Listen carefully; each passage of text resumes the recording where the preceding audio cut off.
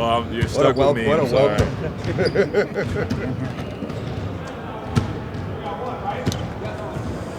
Mike, you guys have been really good in the clutch moments this year, tight games down the stretch. What do you think is allowing this team to do what you need to do in those moments to close games?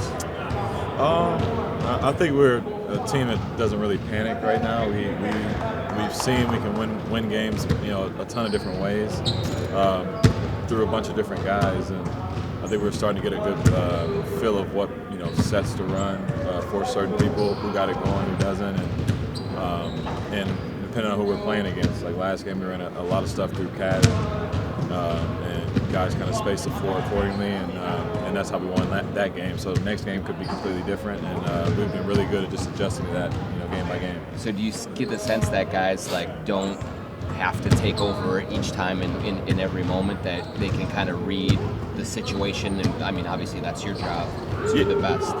Yeah, I think that, I try to make it easier on everybody else. They don't have to think as much.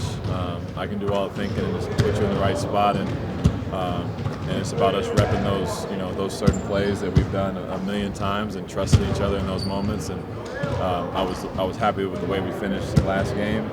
Ran a couple plays back to back that we kind of got 3 different reads off of them, and won that game. So I think guys are getting more accustomed to it and trusting each other during those times.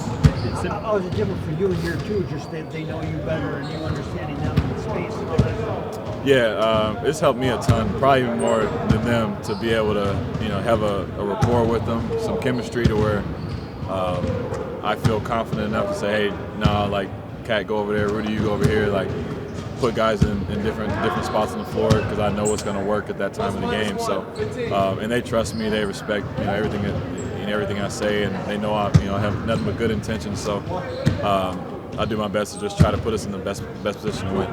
Is simplicity key late in games, Mike? Like people always seem to try to build up late game offense, but it really is like kind of run a lot of things you run all the time. Yeah, you go right back to a lot of teams end up in a pick and roll or a post up or some kind of isolation situation, and we have all the guys to attack all those different areas of the court.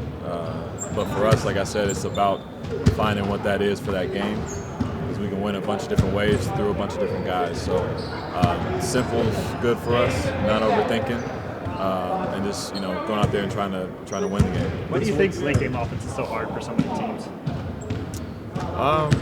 Late game offense can be hard, I think, because some teams the identities change every night. You don't know who's going to be the guy. Or some guys want to be the guy every night, and it takes away from opportunities that your team can win, because you got to still be able to read the game. If you get double teamed, can you make the right read?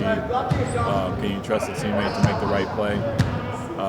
Coaches, can they trust the players to do the right thing? So I guess it's a trickle-down effect from top to bottom. And luckily right now we have just a good connectivity going from our coaching staff to our players, and we've been able to figure it out so far. Mike, you mentioned that you watch good point guards from junior high on up, and you can see some really good ones, but the difference sometimes, the subtle difference is, do they understand the situation?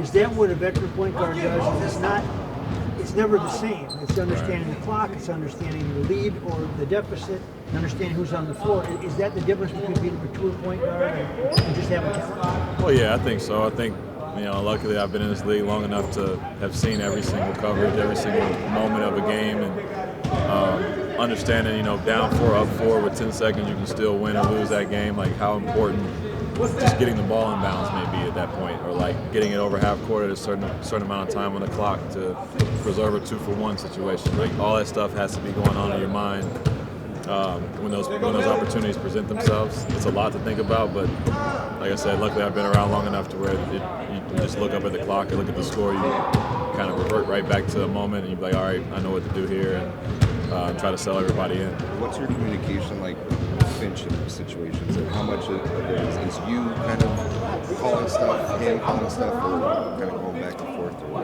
what's that? We've had a great relationship with it. Some games I'll lean on him more. Other games he'll just look at me like, what do you got? And I'll go out there and run something. And last game it was more of me filling out the game and realizing what was working, and we kind of milked the same actions over and over again and took advantage of it in different ways. And and like I said, the guys just trust me with the ball, and I was able to make the right reads at that time of the game, and coaches trust me to do those same things. So, just go out there and try to do my job. Mike, you play on teams where, you finished as #1 seed in Utah one year. What's some of the knowledge maybe that you can share with some of the guys? And the challenge to, it's one thing to get there, but maintaining where you guys are. What's the challenge?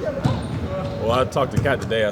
He was like, man, I'm tired today. I was like, man, you know what? It's really hard to win in this league. And because when you win a lot in this league, you have to give, your effort is so much more. It's almost like you're playing playoff level basketball in December and November. Other teams aren't trying to do that yet. They're trying to coach through it, and you got to be able to consistently do that and build and not break down while doing it. So it's hard to sustain winning, and that's our challenge now, is just trying to continue to be consistent, taking our days, our practice days, and taking them serious, using them as opportunities to get better, and try to just keep this thing rolling. What do you think is the key to being consistent? I think the number one for us is not cutting corners. I think for us from day one, we've been a team. If you got 10 reps, do all 10. If you got 10 line touches, do all 10. Make 10 free throws, make all 10. Whatever we got to do, finish our reps. Just complete everything we do, and that builds that consistency. It builds that callus up to where hey, we've been through this.